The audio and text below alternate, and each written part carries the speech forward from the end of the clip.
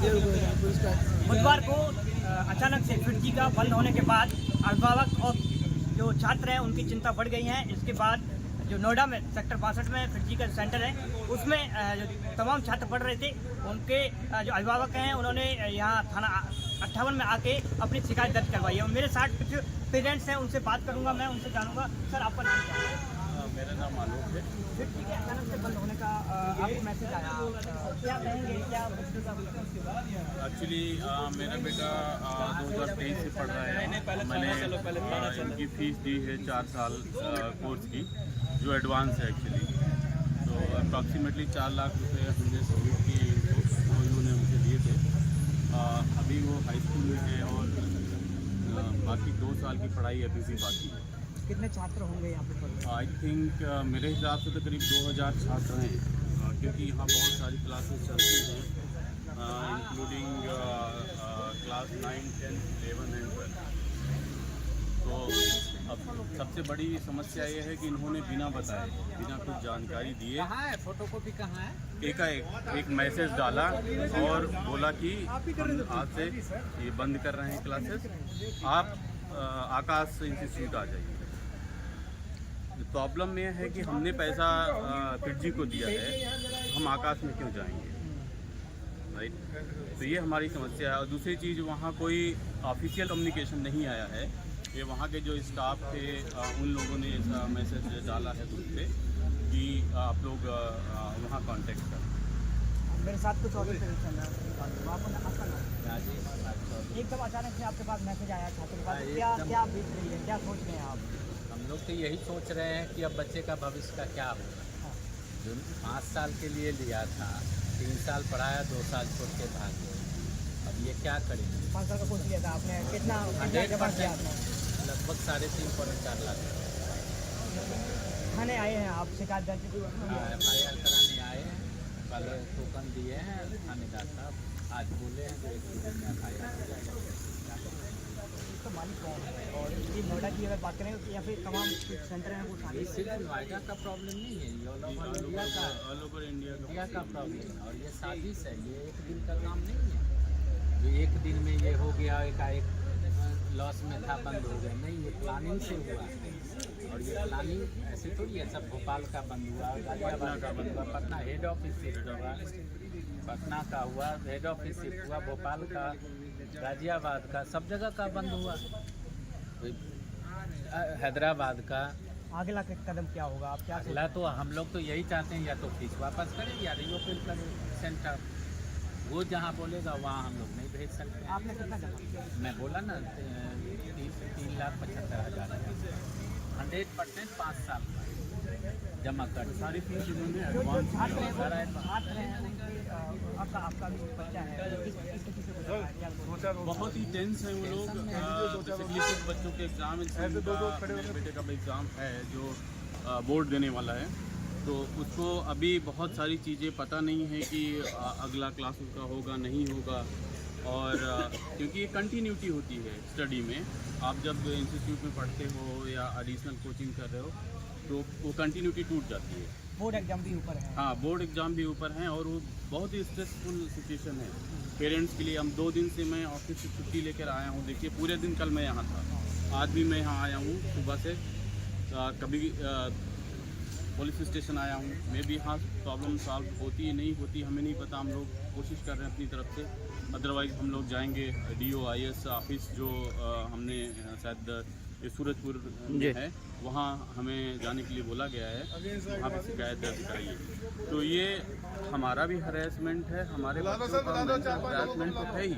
और अब सोचिए कि एक पेरेंट्स कितनी मुसीबत से सारे पैसे जमा करके इकट्ठे करके पैसे देता है और आप उसका पैसा लेके भाग जाते हो विदाउट कोई रिस्पॉन्सिबिलिटी। तो ये हमारी रिक्वेस्ट है हमारे मुख्यमंत्री जी से, हमारे प्रधानमंत्री जी से और हमारे शिक्षा मंत्री जो हैं, इस पर स्ट्रिक्ट कार्रवाई की जाए, क्योंकि this is not a normal thing. ये एक्चुअली ये काइंड ऑफ सब कुछ प्लान्ड एंड प्लाटेड लगता है मुझे। तो ये थे हमारे साथ कुछ पेरेंट्स, उनसे हमसे बात की तो उनका कहना है कि बोर्ड एग्जाम ऊपर होने के बाद भी हम लोगों के ऊपर किस तरीके से जो है एक बोझ बना हुआ है, और जिस तरीके से तैयारी बच्चे कर रहे थे और एकदम टूट जाना और अचानक से फिर जी के एक मैसेज आना, ये एक चिंताजनक तो है ही। हम आगे क्या होगा, अभी फिलहाल में ये 58 आए हुए हैं, थाना 58 वहाँ पे इन्होंने शिकायत दी है, और आने वाले समय में क्या होगा देखते हैं। मैं सुमित राजपूत, लोकल 18 नोएडा। मैं शर्मिष्ठा रॉय हूँ एंड मेरा बच्चा जो अभी 11th में है, और हमने जब एडमिशन लिया था ये सोच के लिया था कि 11 12 कंप्लीट करा के जेई यहीं से कराएंगे, तो हमसे सारा फीस एडवांस में लिया गया था और with in 2 months all the PDCs were cleared. So सारा पीडीसी ले लिया गया हमसे। और सबसे बड़ी बात जो है अभी 11th का सिलेबस भी कंप्लीट नहीं है, और अभी एक एक चैप्टर मतलब एक एक सब्जेक्ट में 3-3 चैप्टर्स बचा है, तो अभी अगर दूसरी जगह भी एडमिशन ले रहे हैं तो वहाँ पे वो कंप्लीट नहीं कराएंगे। सो माय पॉइंट इज़ कि अगर बच्चा मतलब 11th का ही नहीं कंप्लीट हो रहा है तो वो जेई देने लायक बचेगा कि नहीं, that is the question. So what is the future of this kids, right. Board exam तो 12th का होगा, मेरे बेटा तो 11th का है बट अभी 12th में होगा। बट अगर 11th कंप्लीट नहीं करेगा वो जेई कैसे देगा फिर? अब कोई भी इंस्टीट्यूट उसको 11th कंप्लीट नहीं करेगा। सो अभी बहुत स्ट्रेसफुल मोमेंट है इस टाइम। सेकेंडली आई थिंक आकाश जो है अभी अपना फुटप्रिंट्स बहुत जमाना चाहते हैं इंजीनियरिंग में, क्योंकि अभी तक आकाश मेडिकल में थे।